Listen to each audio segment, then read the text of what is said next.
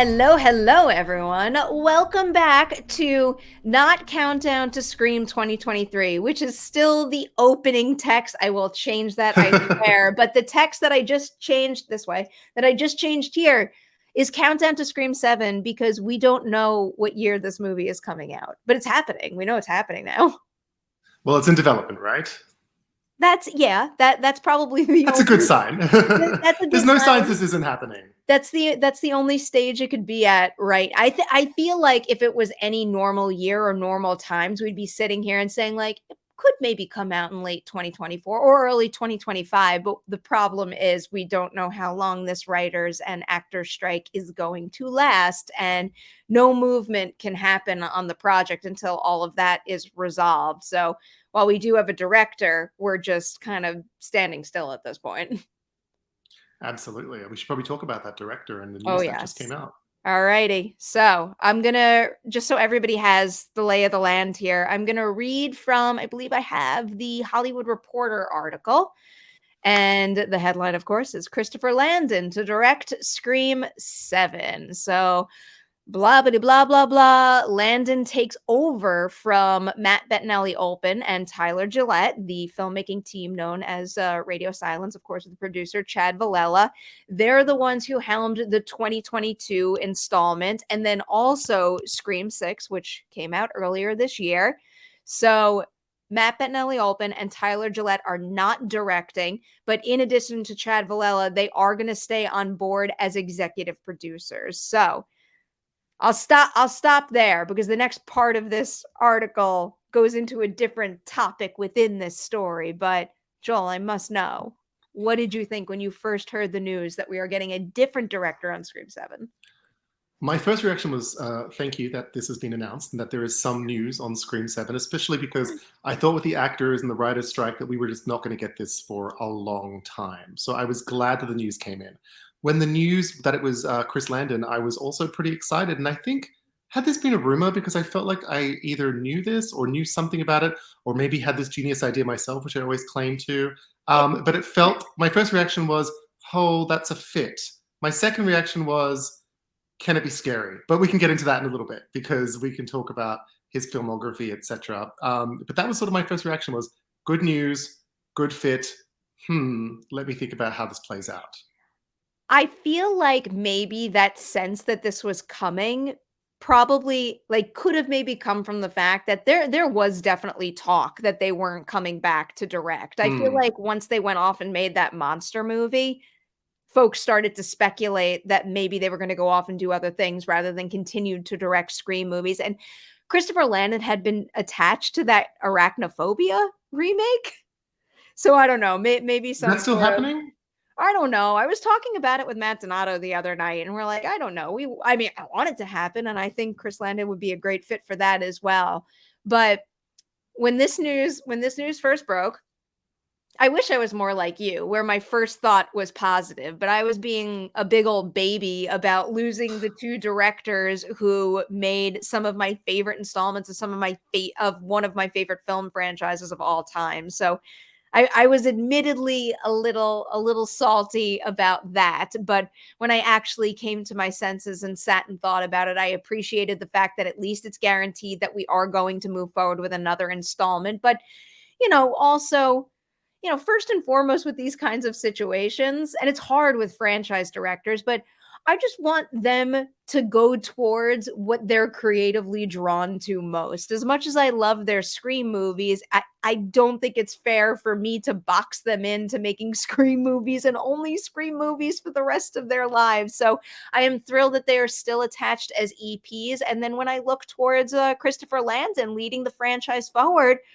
I think he's a great fit. I like the large majority of his filmography, and I think he's got a really firm grasp on how to handle slashers, work with material that blends horror and comedy. He knows how to craft a really effective action set piece. I think between him already having his own set of skills plus being able to continue to work with Radio Silence on the franchise just in an EP capacity, I think it's a good combination. I think it's a good fit. I agree, and I think the one thing that people might forget about him is that he did so much work on the Paranormal Activity franchise. So he has Mhm. this sort of ability to continue a franchise, enrich it, both as a writer and director. So I think that bodes well for him. That's actually a thought. Okay, before I Yes, I know. say This the is the thought. question. Is he going to write it as well, right?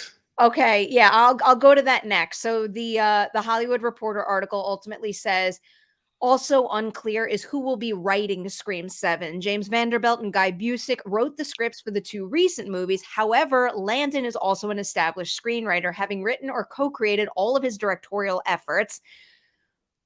I personally am like a little torn on who should write it because I think Guy and Jamie did a friggin' phenomenal job writing the last two Scream movies. So obviously I want them to stay involved as well.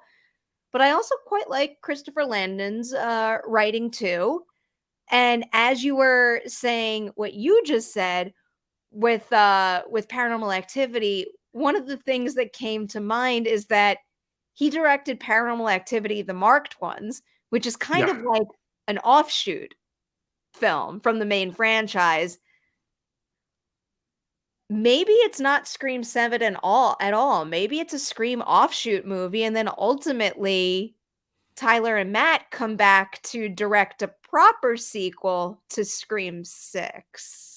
Is that a wishful thinking, or is that just like There's no is that reporting. contemplating? There is no reporting out there claiming that whatsoever. That is an idea that came from my uninformed mind alone. But I was basically Not thinking uninformed. I about, think on these matters you are the most informed. well, I was thinking about the fact that you mentioned his ability to continue franchises, and I do really liked the marked ones. It's one of my favorite Paranormal Activity films, and I liked how that kind of didn't continue the main mythology and did its own thing. And he is a guy who has excelled with original concepts. So if he could have his own original concept, but within the Scream world, there could be some promise there. Yeah, absolutely. And it could be interesting to think about, is he going to write it by himself? Is he going to bring in a collaborator? We know that on Freaky, at least, the script was actually Michael Kennedy, right? But I think the thing I love about the idea of Landon is he does obviously have the tone that I think works, at least on the comedy side, and that blend of horror and comedy. I do, I think it could be interesting to see, could they all write it together? Landon obviously could join the screenwriting and become like a trio. I It would could be love story that. by Kevin Williamson might step in again. That was my sort of thinking, was like, ooh, Kevin, that would be incredible if he got back into the writer's chair in a more direct way, perhaps collaborating. Again, I am now fantasy casting as well. That's what we're here for. That's the point of this show. We That's right. We're just two guys on the internet, two people on the internet who need to talk about crap, right? So let's just speculate wildly. I think speculating wildly is totally fine and fun as long as we tell people we're speculating. So we don't Yes, we are perpetuate speculating. It's any all false speculation. rumors, All but we know is Chris Landon has tapped to direct. yes. And that the Radio Silence guys are EPing. And then here's the next, piece of this puzzle here. So blah blah blah blah blah. This is also, again, a paragraph from the Hollywood Reporter article. Sources say the actors do not have deals for a new installment, but are expected to return once the dual writer and actor strikes are settled. Ortega's deal will be one to watch as the actress signed on to the franchise before she was catapulted to the A-list thanks to Netflix's Wednesday. I mean, I think that's the biggest deal of the bunch to me.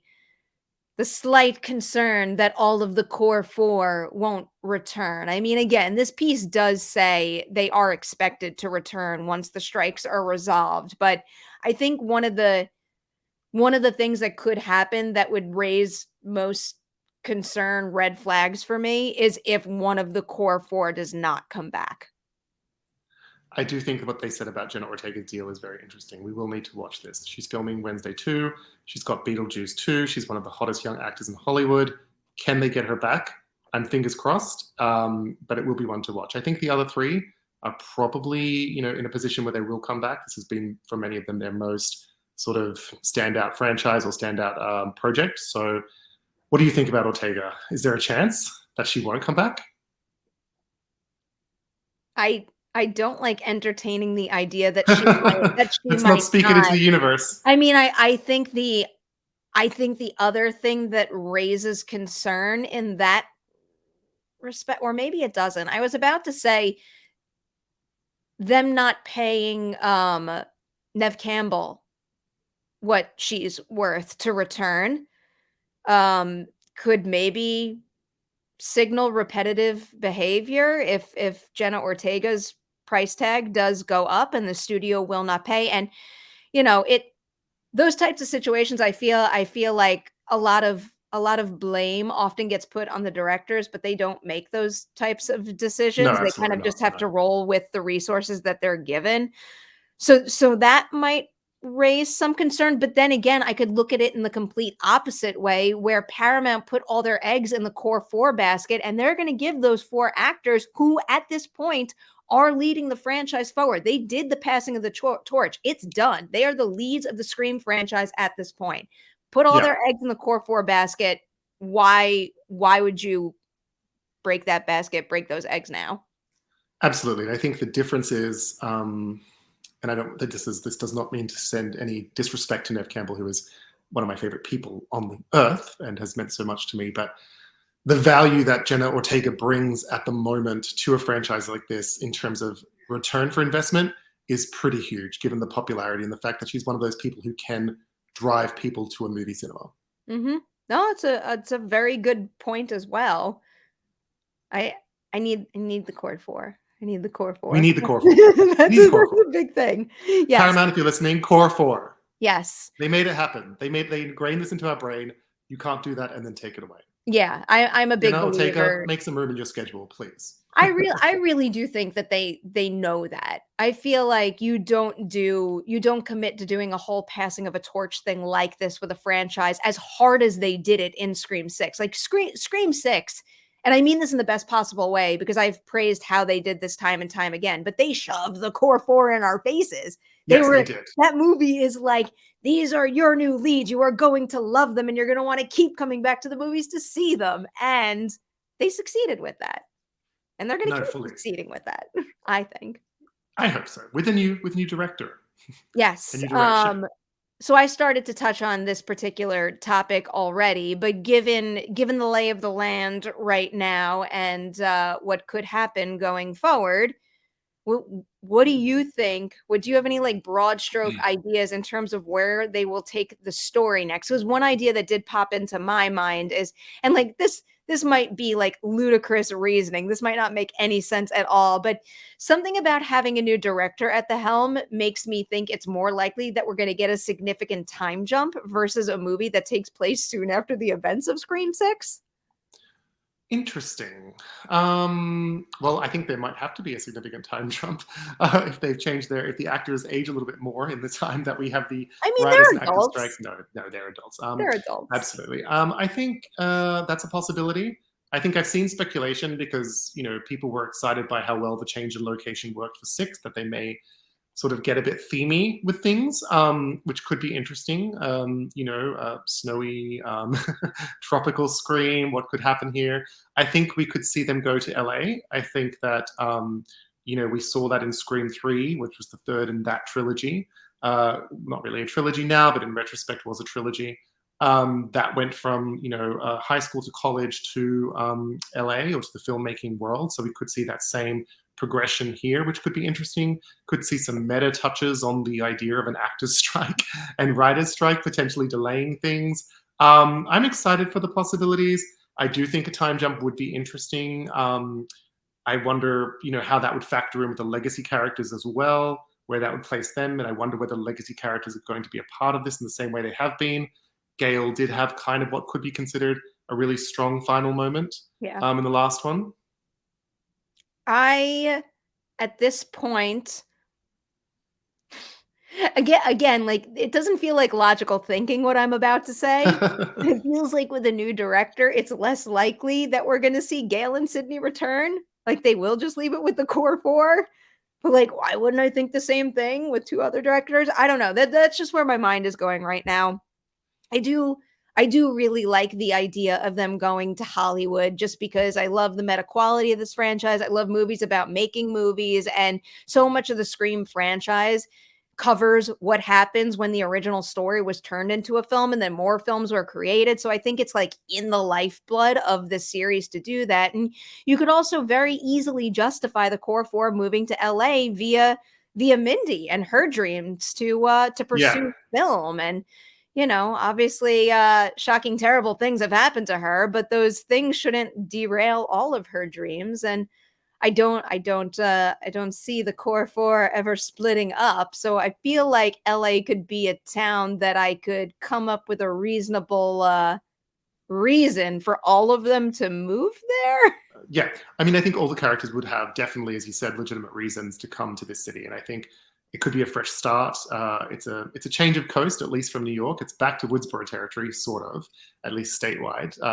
But that might be a thing as well. We could see one of the things that's been speculated about is whether Sam and Tara's mother is going to be back in the picture. So perhaps grounding it in California again makes them closer to home, but also separate from home.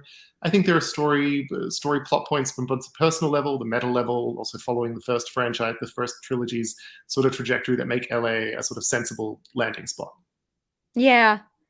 And then the next question I think becomes how much do you follow the Scream 3 blueprint? Where is it a situation yet again where some filmmaker is turning their true experience into a film? And, on the one hand, you never want a franchise to like rinse, wash, and repeat and feel like it's doing the same thing over and over and over. But for some reason with this franchise, it does feel like there's a way you could still lean into that while I mean, it leans into the entire concept of Scream being meta. As long as enough time has passed since the last time you did that, there could be new things to comment on via that story idea. And as we all well know, this is an industry that likes to repeat things and make the same mistakes over and over. So I also think that that's justified.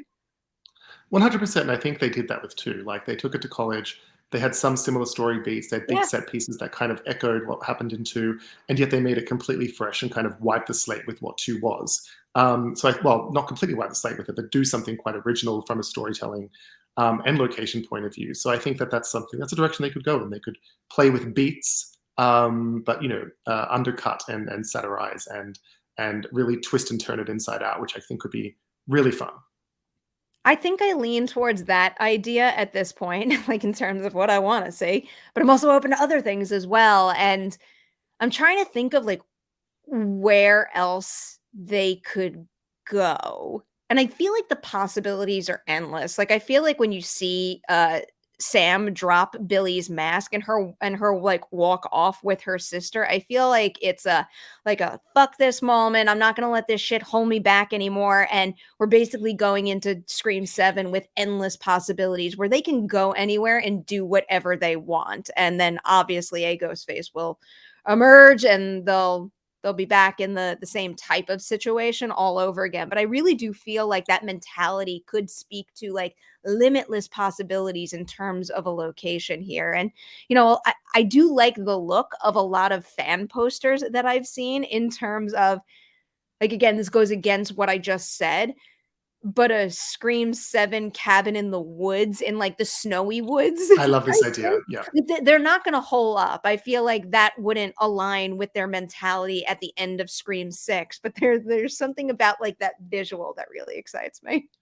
I really love that idea. I mean, I like the idea of them holding up, even though I know it doesn't make sense story-wise or character-wise, but I do like it. I like the idea of a vacation. I like the Mhm. idea of it just being like very single location, very single moment, and keeping it really focused. I don't know that they'll do it because I think what we've seen in the last two films is expansiveness or expansion of the story in the world. So I think they may go more in that route, but I like the idea of bringing it back to basics. I have an idea. So this idea somewhat goes against what I've said in the past because I feel like the mention of Christina Carpenter in Scream 6 is a way of them writing her out. Like where That's right. I know maybe you're very yeah, on this the mother's not coming in. I feel like they kind of, wrote themselves out of that, what they started in Scream 5. So I don't necessarily think this is going to happen, but I kind of do like this idea that just came to mind because again, I think we're in a situation where location possibilities are endless. They can go anywhere and do anything. What if there's like a reason for Sam and Tara to need to find their mother and they have to go track her down? Like, I know in Scream 6, Scream in London, it's a scream in. situation where, like, where Tara's put her foot down and she's cut her mother off, but maybe they need to go find her, and the movie winds up having a little bit of a road trip quality because of it, and that would be quite fresh now that I'm thinking about it for a Scream movie, because every single installment has been so heavily tied to a particular, you know, city like Woodsboro, a college like Windsor, the Hollywood lot, let's say, New York City. What if maybe the fresh spin this time around is that it's more of a road trip feel? That is an interesting idea. Or where's the mother go away to? She goes away to Europe generally, right? Or she's traveling I in different bel places. I believe there is a mention of her being in Europe, Hmm. right? That was my memory. So correct us if I'm Or wrong on this London? one. Was it But London? I feel as though it might have been London. But I can see road trip within the US. I can see European sort of sojourn. I can see like an opening kill that necessitates them finding her for some reason. Maybe she is the opening kill. They have to go to wherever Oh, she is. maybe she There's is a the whole, opening kill, yeah, and then they have to play detective. yeah, while grieving. It's kind of an interesting thing in Ooh, a different city. I'm trying to look up where she was last, or where it was mentioned she was. Christi Yeah, it was London. In Scream 2022, it's mentioned that she's away on business in London. Okay. And then We can see this being a London set screen. Christina Carpenter mm, killed in the opening scene, Scream not set in the US could be running very around Buckingham interesting. Palace. And then just so everybody has the full information on Christina Carpenter, Christina we're told at least that Christina cuts off Sam, and because of that, Tara then cuts off Christina. So that's the family status there. Okay, okay. All right, all right. But still, there could be a compelling reason to bring her back into the fold, I mean, even if for I kind of 12 like that minutes. idea. I like that idea a lot, actually. I mean, we called New York pretty early, I I think. know. I mean, us and a lot of other people. I have a feeling That's true. between now and when we actually get more concrete information about this movie, We're going to get something right. we're gonna have like dozens of different story and location ideas. All Hawaii. right. I'm okay with that. Australia. How about that? How about Australia, that? maybe And then Samara Weaving's character, her relatives, are really upset about what happened. really upset about what happened. That's the trend. And then they have a set visit, and I get to visit the set, and then I get to visit you, and we all live happily ever after, right? Yes, I'm in Australia right Okay, now, where I okay. currently and forever it would seem live. So, and Oh, you're more than welcome, Perry. okay. It would be an honor to have you here. It would be an honor to visit you. All right.